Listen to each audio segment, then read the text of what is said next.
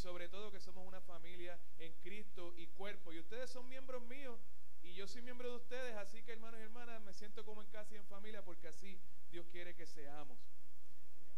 Me dicen que están en su semana de la Biblia, de la educación cristiana, y yo quisiera que fuesen conmigo al Evangelio de Juan, capítulo 8, y vamos a leer los versos 31 y 32.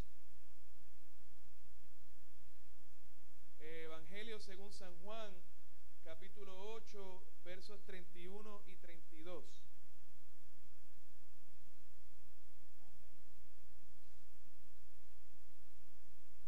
Cuando lo tenga, por favor, me dicen amén para saber. Bien. Juan, Evangelio de Juan, capítulo 8, versos 31 y 32, dice así la palabra del Señor. Y decía Jesús a los judíos que le habían creído: si ustedes permanecen en mi palabra, serán verdaderamente mis discípulos y conocerán la verdad, y la verdad les hará libres. Rey Dios de nuestra vida, gracias por tu palabra, porque en medio de la oscuridad de nuestra vida siempre ha sido una luz que nos alumbra el camino, porque cuando hemos estado tan extraviados, Señor, tu palabra nos ha dirigido. Gracias porque en medio del desierto es pan que nos sacia y es agua para nuestra sed. Te pido que esa palabra que ha sido hablada desde tu boca, Señor, vaya y haga todo aquello que tú le has enviado a hacer en mi vida y en la vida de mis hermanos y mis hermanas en esta mañana. Y en el poder de esa palabra confiamos y esperamos en el nombre de Jesús. Amén y amén. Se pueden sentar, amados hermanos y amadas hermanas. Pues mire, yo estaba el otro día leyendo, para los que sepan un poquito y estén un poquito al día en la teología contemporánea, acerca de un hombre llamado Leonardo Boff. Leonardo Boff es uno de los más famosos teólogos de Latinoamérica, específicamente brasileño. Y hablaba de un tema que me interesó mucho y que decidí estudiarlo un poquito más a fondo, y tiene que ver con la inteligencia. Hasta hace más o menos 100 años atrás, la gente creía, y de ahí en el pasado, la gente creía que la inteligencia que tuviese una persona determinaba su éxito en la vida. Así que si una persona demostraba tener inteligencia, era una persona que tenía el potencial de ser exitoso o exitosa, pero con el tiempo la gente se dio cuenta que no necesariamente la inteligencia respondía al éxito o viceversa. Hasta el 1920, los estudiosos de la conducta humana, del cerebro humano y de la inteligencia entendían que la inteligencia, que ahora llamamos inteligencia intelectual, porque hay otros tipos de inteligencia, que voy a hablar ya mismo, entendían que la inteligencia intelectual se podía desarrollar hasta los 18 años. De manera que a través de la niñez y la adolescencia de un ser humano podría desarrollar y ampliar su coeficiente intelectual, pero después de los 18 años, Nacarile del Oriente, te quedabas con lo que tenías. Así que luego de eso, casi todos los estudiosos estaban de acuerdo que ya entrando los 60, 70 años, la inteligencia, más que desarrollarse, lo que hace precisamente es que hay una declinación en cuanto al coeficiente intelectual en las personas. Ahora, luego de algunos estudios adicionales que se hacen posterior a 1920, se dan cuenta de que hay gente que sí tiene la capacidad de desarrollar la inteligencia hasta un poco posterior de los 18 años. Y hoy en día, muchos estudiosos creen que un ser humano puede desarrollar la inteligencia hasta los 25 y quizás hasta los 30 años. Así que todavía hay esperanza para los que no hemos pasado de 30, como Carlitos y yo. Pero para los que han pasado de 30, pues ya obviamente nos quedamos con lo que hemos heredado y con lo que hemos podido desarrollar hasta el momento. Ahora, esa inteligencia es lo que hoy en día llamamos la inteligencia intelectual, que tiene que ver con el razonamiento y tiene que ver con el análisis que el cerebro le permite a una persona hacer. De hecho, hay maneras de medir la inteligencia de las personas. Por ejemplo, dicen los estudiosos que casi todo el mundo en el mundo tiene un coeficiente intelectual entre 90 y 110. Esto es lo que llaman el IQ de una persona. Otros seres humanos, como la hija mía, que me lleno de orgullo de decir que el otro día le tuve que hacer una prueba psicoeducativa y salió con un IQ casi de 140 en algunas áreas. siento muy orgulloso porque prácticamente la psicóloga me dijo, tu hija es un genio en esas áreas. Entonces, hay gente que tiene un coeficiente intelectual más alto y otro más bajito, pero con eso es lo que hemos heredado y eso es lo que hemos desarrollado, y ya con lo que tenemos nos quedamos hasta el momento.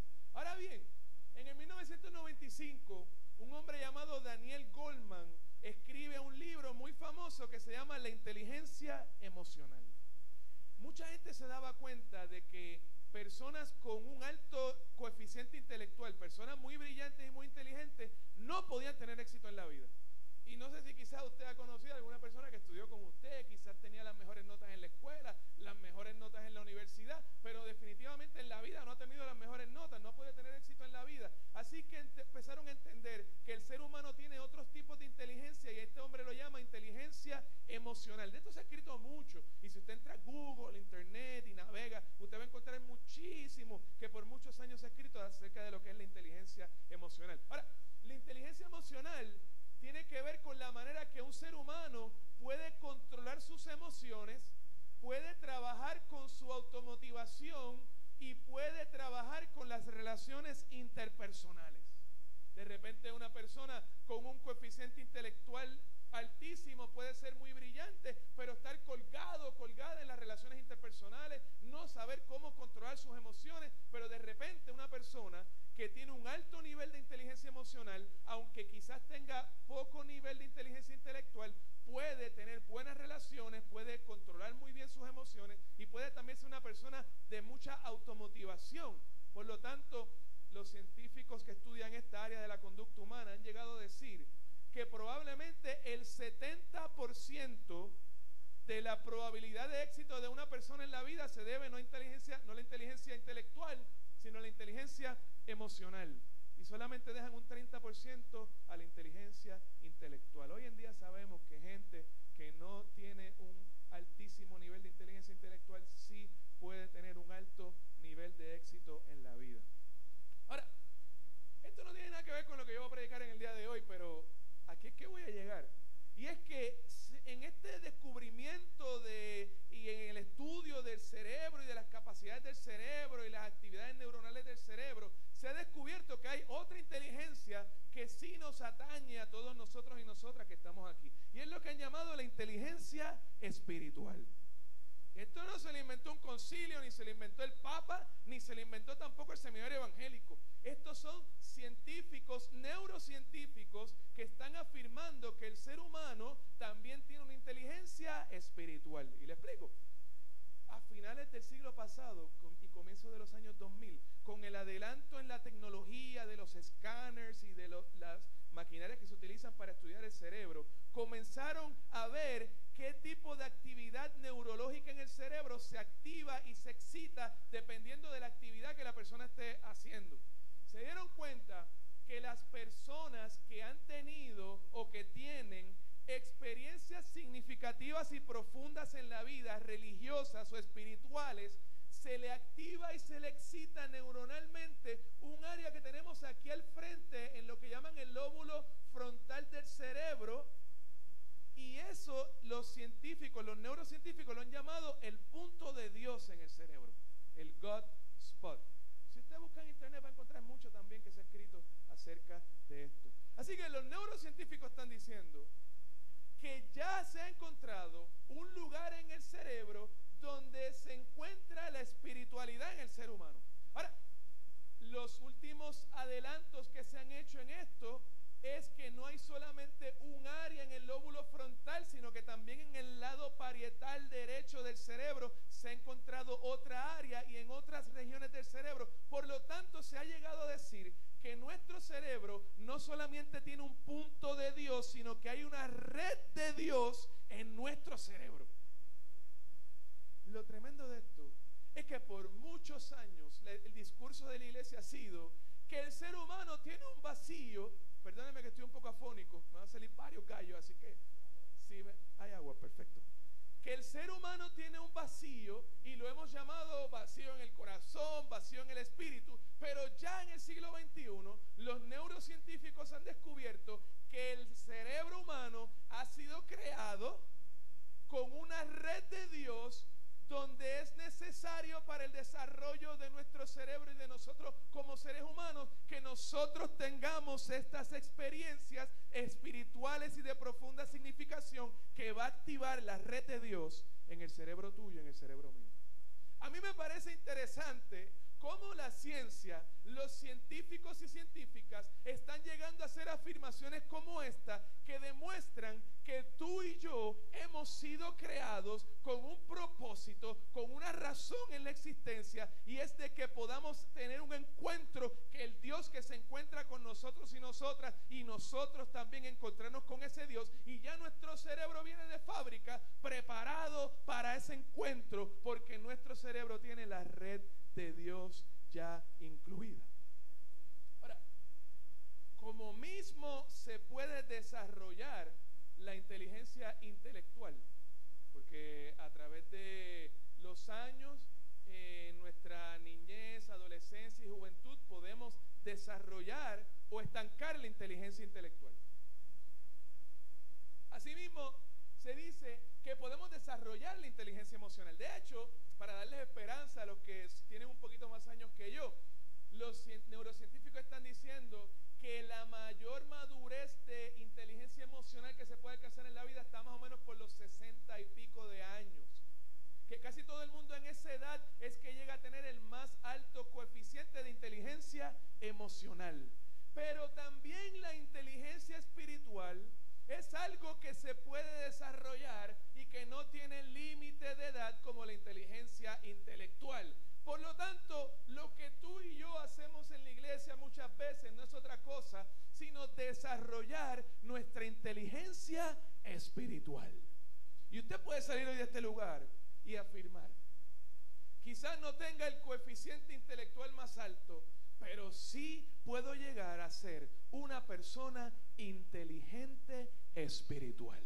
La Biblia no habla de inteligencia espiritual, porque cuando estas personas escriben el texto no tenían estos desarrollos científicos que tenemos hoy en día, pero de otras diversas maneras me parece que la idea sí está plasmada en el texto bíblico, y me parece que el texto bíblico sí nos llama a ser personas inteligentes espiritualmente. ¿Cómo podemos desarrollar nuestra inteligencia espiritual? ¿Cómo podemos ser más inteligentes espiritualmente hablando? Jesús ha dicho a los judíos en el primer siglo, hace casi 2000 años atrás: es necesario que conozcan mis palabras y que conozcan la verdad, y esta verdad los va a libertar. Ahora, este verbo, conocer la verdad, conocer es un verbo que en griego a mí me llama mucho la atención.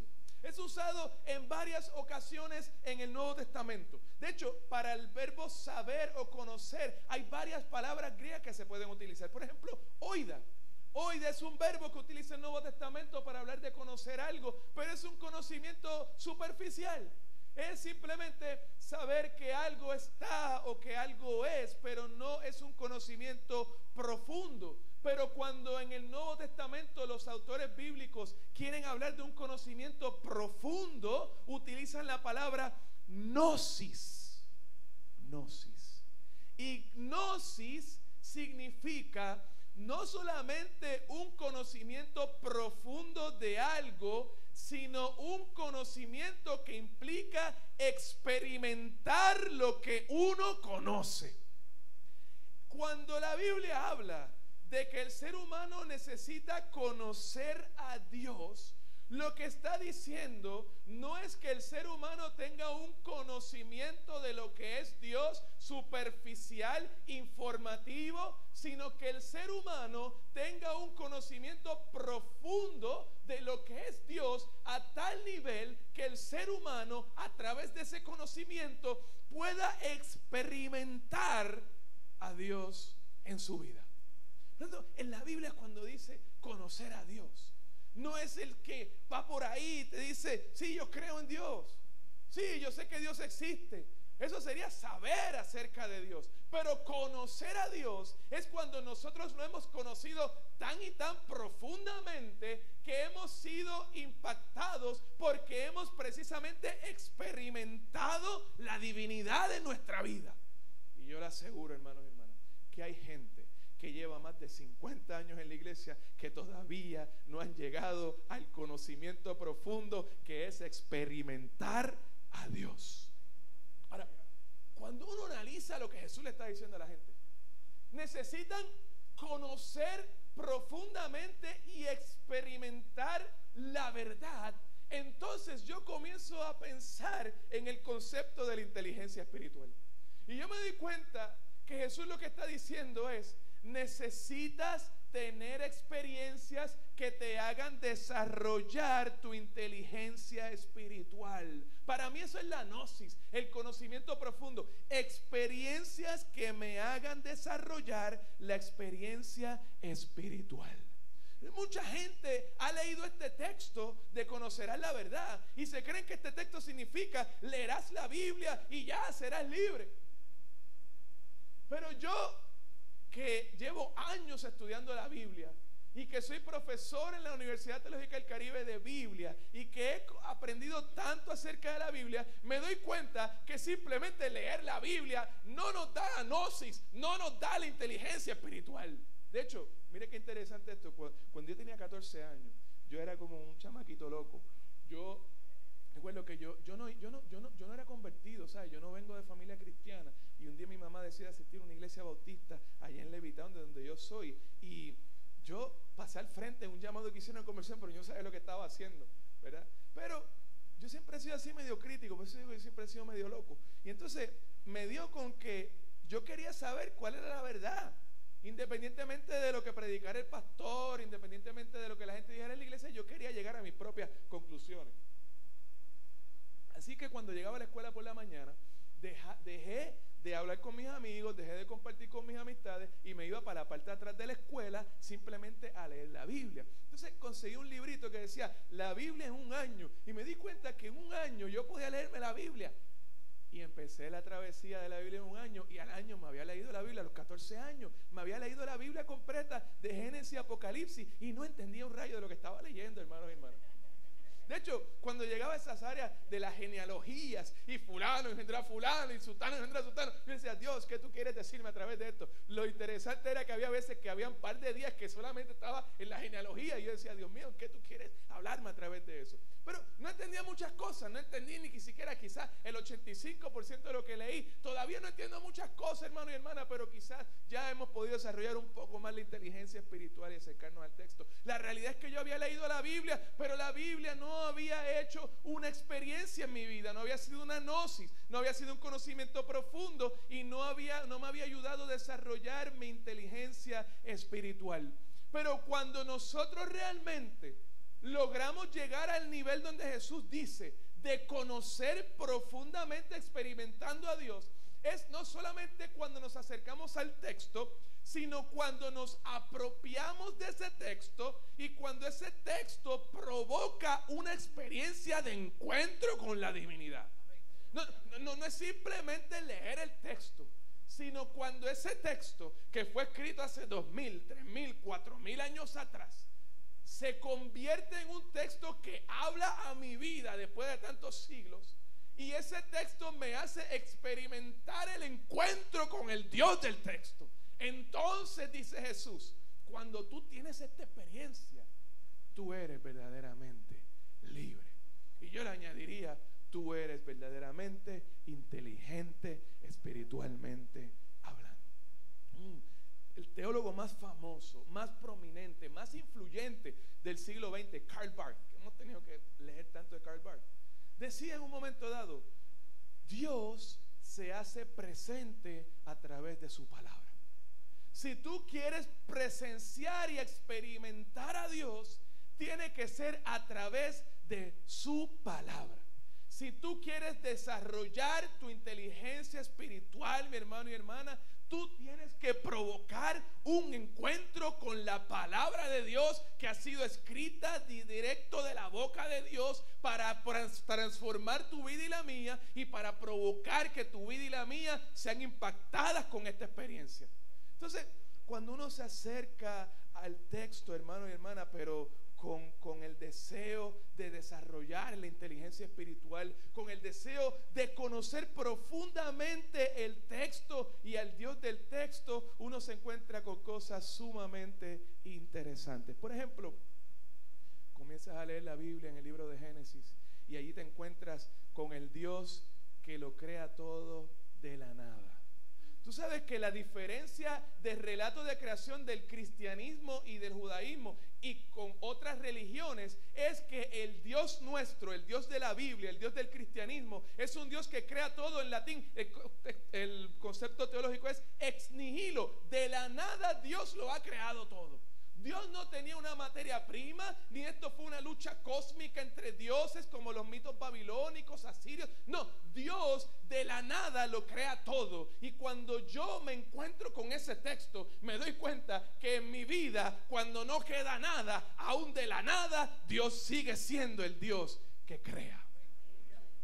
Me encuentro con un Dios que está dispuesto a encontrarse conmigo en las peores crisis de mi vida, en los peores valles de mi vida, en los más oscuros, y estar peleando conmigo toda la madrugada con tal de que yo sea bendecido. Porque yo, que he andado por la vida sin sentirme bendecido por un padre como andaba Jacob, un día Dios dice: pues yo quiero que tú sepas que por mí sí eres bendecido, y si es necesario pelear toda la noche contigo y yo pelear toda la noche con Dios, pero en el texto Dios se encuentra conmigo y me dice: yo lo que quiero es bendecirte. Me encuentro con un Dios que en medio del peor sufrimiento de su pueblo, que en medio de la peor debilidad de su pueblo, llama a un libertador que no tiene ningún tipo de recursos. Un libertador tartamudo, sin potencial, sin posibilidades, prófugo de la justicia en Egipto, que solamente tiene una vara en la mano. Pero Dios dice: con el poco potencial, con el poco IQ, con la poca inteligencia emocional, yo puedo hacer una obra de liberación para todo mi pueblo. Me encuentro con el Dios del Éxodo, que cuando el pueblo tenía grandes necesidades, hambre y sed, Dios, con tal de suplir la necesidad tuya y mía, hacía que lloviera pan del cielo, y que de una piedra que Moisés le daba un cantazo con la vara saliera agua para que su pueblo no pasara hambre ni pasara sed. Y cuando yo me encuentro con ese texto y me apropio de ese texto, yo experimento al mismo Dios que ellos y ellas experimentaron. Me encuentro en el texto, hermano, hermana, con el Dios que le enseña al profeta Samuel que el hombre mira lo que está delante de sus ojos, pero el Dios que nosotros le servimos mira lo que hay en el corazón. Me encuentro con el salmista que en sus momentos de intimidad con Dios descubre el punto débil de Dios, el punto vulnerable de Dios. Lo único que Dios no puede hacer, que está en el Salmo 51, al corazón contrito y humillado, tú no puedes despreciar. Otras versiones dicen: a un corazón hecho pedazos, Señor, tú no puedes dejar a un lado. Y me encuentro con el Dios que me demuestra: mi punto débil es tu debilidad, es tu tristeza, es un corazón hecho pedazos, porque yo soy el Dios que no puedo despreciar un corazón así. Me encuentro con el Dios que confronta a Job en medio de sus pérdidas, su sentimiento de pérdida, de las peores pérdidas de su vida, y en medio de sus dudas lo confronta y lo pone de frente a toda la creación, a todo lo que es el universo, a todo lo que Dios ha hecho, y le ha hecho la pregunta: ¿dónde estabas tú cuando yo hice todo esto? Y si no estabas, ¿quién eres para cuestionar mis planes y mis designios? Me encuentro con el Dios de los profetas, que levantó el profeta Isaías en medio de la peor crisis del pueblo de Israel en el exilio en Babilonia, cuando el pueblo estaba en cautiverio y nadie daba ningún tipo de valor a este pueblo, eran ciudadanos de tercera categoría. Pero se levanta el profeta en el capítulo 60 verso 1 y le dice: levántate y resplandece, Jerusalén, porque ha brillado, nacido tu luz, y la gloria de Dios ha nacido sobre ti. Y los que escuchaban esta palabra profética dirían: pero ¿quién es ese pueblo para levantarse? ¿Cómo un pueblo así puede mostrar la gloria de Dios? Pero me encuentro con un Dios que ve más allá de lo que mis propios ojos y la propia realidad me puede demostrar en mi vida. Me encuentro con Yahvé Rafa, con Yahvé Jireh, el que provee siempre, con Yahvé Sabaoth, el Dios de los ejércitos. Y me encuentro, hermanos y hermanas, con el Dios que abre sus brazos para recibir al hijo pródigo que se ha separado, que se ha apartado, que se ha ido de la casa, pero siempre lo estuvo esperando. Y cuando el hijo venía, que en su miseria, en su dolor, en su angustia, triste a la casa, el padre lo ve de lejos y corre para echarse sobre él y abrazarlo. Pero me encuentro también con el padre que va donde el hijo que está en la casa, que está en la iglesia, que le sirve a Dios, que tiene ministerio, que no quiere entrar en la fiesta de la casa porque siente envidia, porque está lleno de amargura, y el padre también quiere salvar a ese hijo mayor y se acerca y le dice: hijo mío, te ruego que vengas y entres en la casa, porque en el texto me encuentro con el Dios que quiere salvar al hijo perdido, pero también quiere salvarme a mí, que estoy dentro de la casa igual de perdido. En el texto me encuentro, hermano, hermana, con el Padre que ve en lo secreto, allí donde nadie ve y lo que nadie ve, con ese Padre que Jesús enseñó que ve en lo secreto. Con ese Dios me puedo encontrar con el texto. El texto provoca grandes cosas en nuestra vida, hermanos y hermanas. Desarrollar la inteligencia espiritual provoca grandes cosas en nuestra vida, hermanos y hermanas. Yo les voy a contar un testimonio. Quizás de principio piensen que no tiene nada que ver con lo que estamos hablando, pero tiene mucho que ver. El otro día mi hija me llegó de la escuela a mi casa y me dice: papi, tengo un gran problema. Mi hija Andrea tiene 10 años. Y le digo: Andrea, ¿cuál es el problema? Me dice: papi, tengo que coger el examen final de ciencia. Le digo: Andrea, pero ¿por qué? Si tienes todas A. Me dice: papi, no sé, pero la maestra quiere que lo coja y ese es el peor examen, papi. Y mi hija estaba casi llorando porque mi hija es bastante dramática. Y me decía: papi, pero yo no sé por qué tiene que ser ese examen, que es el más difícil, papi, esto es un gran problema para mí. Y yo, en medio de la crisis de mi hija, que no la podía entender desde mi perspectiva, le decía: Andrea, tranquila, algún propósito Dios tendrá, mi amor, y tú verás que tú vas a salir bien, porque tú eres una niña tan inteligente, tú vas a salir súper bien en ese examen, Andrea, tranquila. Bueno, el otro día mi hija iba con cara de Viernes Santo en la iglesia católica. Usted sabe que se acabó todo, que ya no hay esperanza. Muy seria, muy demacrada. Iba así a la escuela como si fuera el matadero. Y cuando llegamos, se bajó y le dije: mamita, Dios te bendiga, va a salir todo bien, no te preocupes. Me miró con cara de: tú nunca me vas a comprender. Y siguió caminando tristemente hacia el matadero que iba. Esa tarde llegué a buscar a mi hija. Y mi hija salió de la escuela, pero mire, radiante, sonriente. La cara le parecía a Moisés cuando bajó del monte. Era una luz tremenda que irradiaba. Y yo decía dentro de mi hija: pateó el examen, eso es que olvídate, lo pasó. Pero se monta en el carro y me dice: papi, estoy contenta, estoy feliz. Le digo: Andrea, qué bueno, ¿qué pasó? Cuéntame. Me dice: papi, hoy 2 vidas conocieron al Señor. Le digo: Andrea, qué tremendo, ¿y cómo fue eso? Y me dice: papi, mira, sabes que yo estaba muy triste porque tenía que coger el examen final de ciencia. Yo no sabía por qué tenía que cogerlo, pero ya sé por qué. Estaba en el salón y de repente, papi, Dios pone en mi corazón que vaya a donde esta amiga mía y le diga: fulana, tú vas a ser pastora. Le digo: Andrea, pero tu amiga va a la iglesia. Y dice: no, papi, pero no importa, Dios me dijo que le dijera que va a ser pastora. Yo le dije: qué tremendo, me salió profeta la nena, así que ya estoy bien, voy por buen camino, profeta. Me dice: papi, empecé a hablarle del Señor, empecé a hablarle del plan que Dios tiene con su vida, empecé a hablarle de Jesús, de lo que Jesús hizo por nosotros, y al final le pregunté si quería aceptar al Señor como su salvador personal. Me dijo: sí, Andrea, yo quiero aceptarlo. Y le dije: pues levanta tus manos que voy a orar aquí por ti. Y empecé a orar por ella.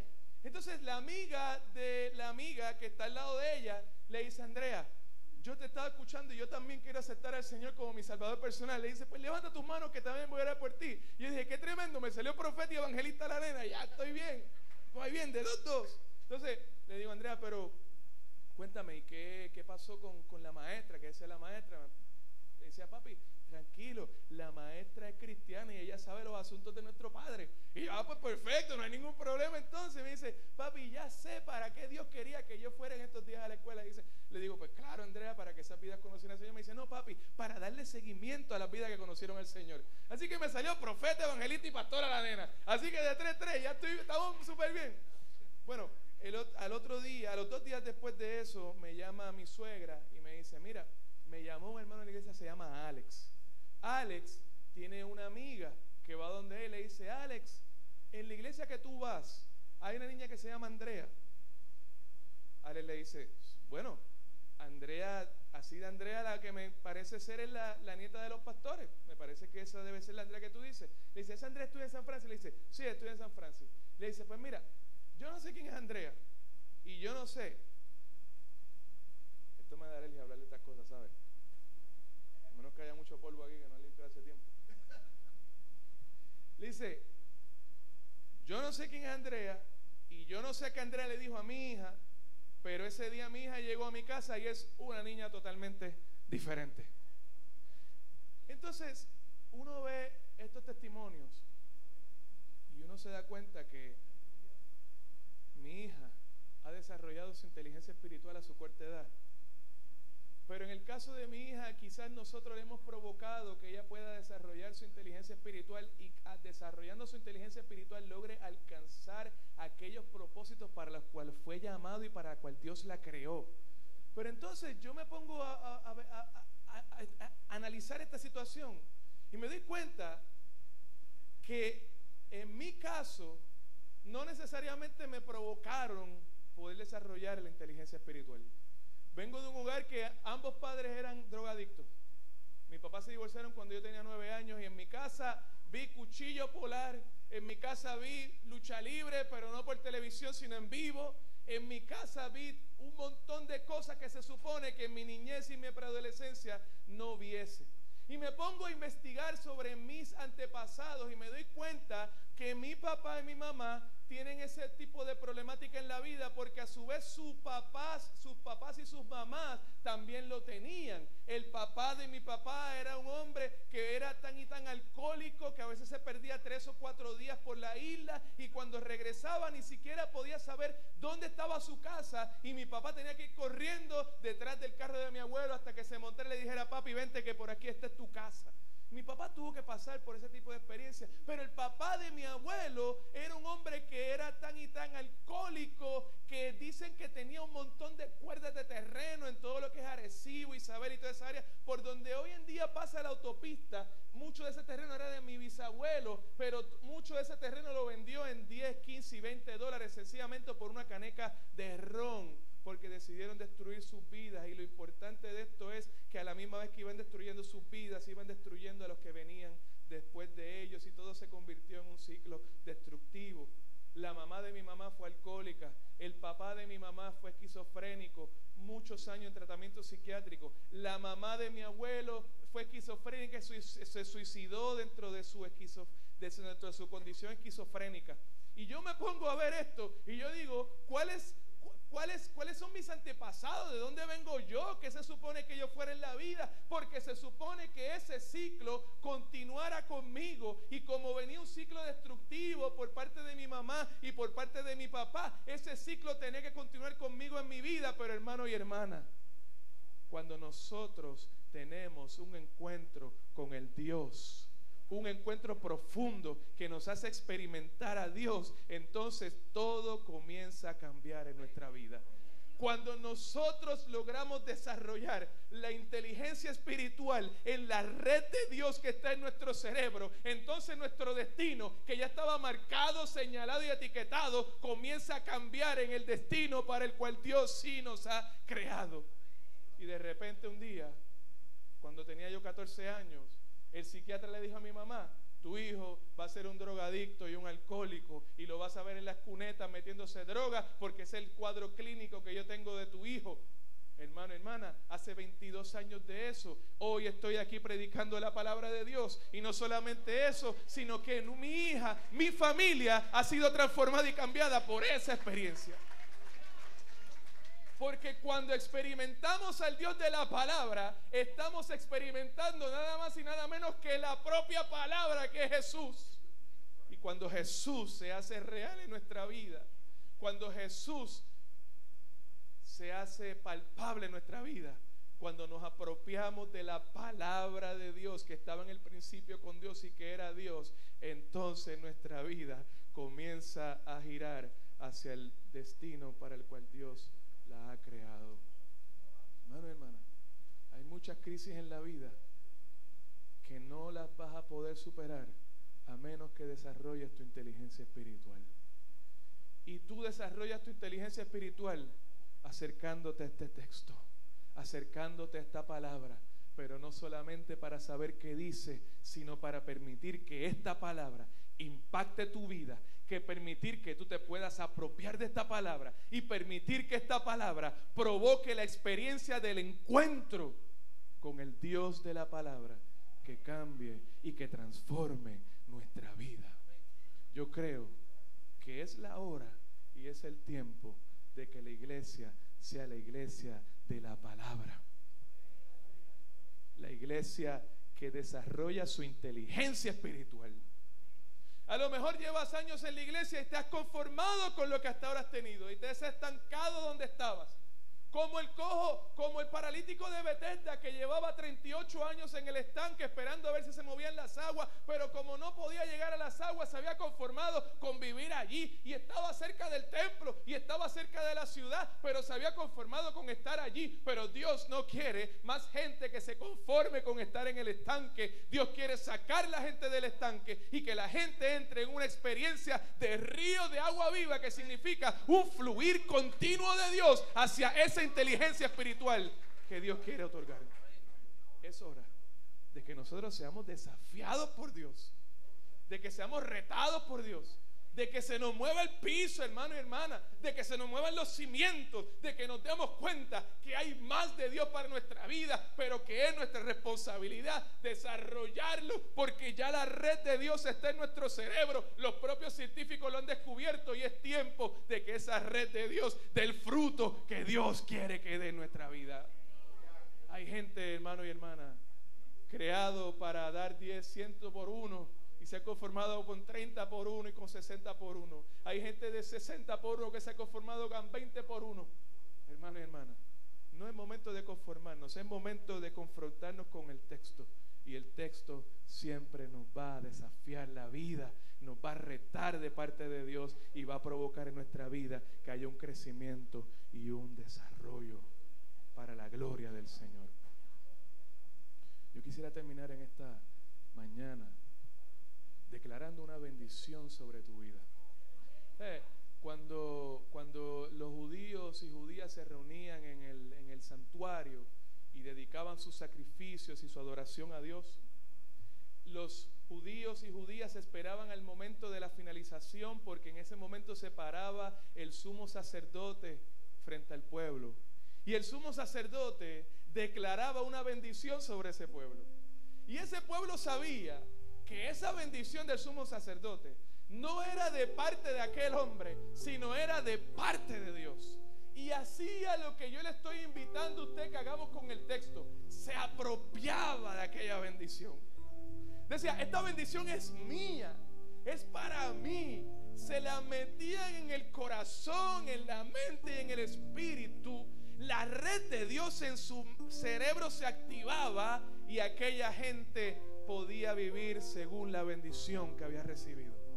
Y eso es lo que yo quisiera que tú pudieras hacer en esta hora, que tú puedas recibir esta bendición de parte de Dios, que tú puedas apropiarte de esta bendición y que esta bendición te lleve a donde Dios quiere llevarte. Mira, a lo mejor te va a llevar a lugares que te incomodan. No te crees que siempre te va a llevar a ver despastos cómodos y a sombra bonita en medio del calor. A veces esta bendición te va a llevar a lugares incómodos, pero es a donde Dios quiere llevarte para que tú y yo crezcamos. A veces esta bendición nos va a llevar a lugares donde no queríamos visitar, pero ese es el lugar donde esta bendición te ha de llevar. Así que te invito, hermano, hermana, ahí donde estás, cierra tus ojos, ahí donde estás, cierra tus ojos. Que hoy puedas activar la red de Dios que hay en tu cerebro.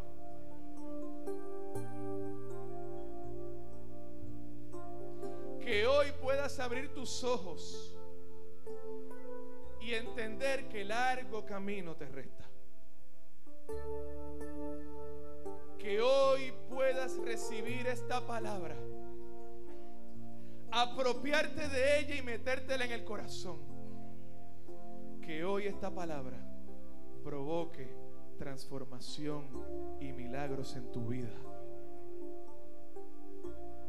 puedas entender que has sido creado y creada con un diseño para que puedas alcanzar el destino para el cual estás en este mundo y en este universo. Que hoy puedas entender, hermano y hermana mía, que desde el vientre de tu madre fuiste escogido y fuiste escogida. Que allí el ojo de Dios miraba tu embrión antes de que te formases. Porque desde antes de la fundación del mundo ya Dios tenía un plan y un propósito. Que hoy puedas desarrollar tu inteligencia espiritual para entender cuál es ese plan, ese propósito. Y una vez que lo entiendas, hermano y hermana, caminar sin miedo hasta alcanzarlo y conquistarlo en el nombre del Señor. Y no me quiero ir de este lugar sin preguntar, primeramente, ¿habrá alguien aquí hoy en la iglesia, de visita o que has venido en otras ocasiones, pero que hoy Dios te ha hablado? Y tú sabes que Dios te ha hablado porque tu corazón palpita de una manera diferente. Y tú sabes que Dios te ha hablado porque la red de Dios que hay en tu cerebro hoy se ha activado. Yo no sé cómo ocurre, pero yo sé que ocurre. Y tú hoy sabes que necesitas tener un encuentro, experimentar al Dios que hemos estado hablando. Si es así, solamente pon tu mano en alto ahí donde estás. Déjame ver tu mano. Déjame ver tu mano. Déjame ver tu mano. Déjame ver tu mano. Déjame ver. Dios te bendiga, brother. Dios te bendiga mucho, hermano mío. ¿Habrá alguien más que dice, sí, hoy yo necesito experimentar al Dios? Hoy yo necesito que ese Dios haga algo en mi matrimonio. ¿Habrá alguien hoy que quiere levantar su mano? ¿Habrá alguien más?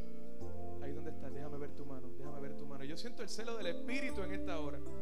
No quiero insistir porque Dios te bendiga, brother. No quiero insistir porque quiero provocar algo, sino porque el celo de Dios lo siento en mi corazón. ¿Habrá alguien más que dice yo quiero levantar la mano? Porque esta decisión de levantar la mano hoy va a provocar una experiencia de encuentro y de transformación en mi vida. ¿Habrá alguien más? ¿Habrá alguien más?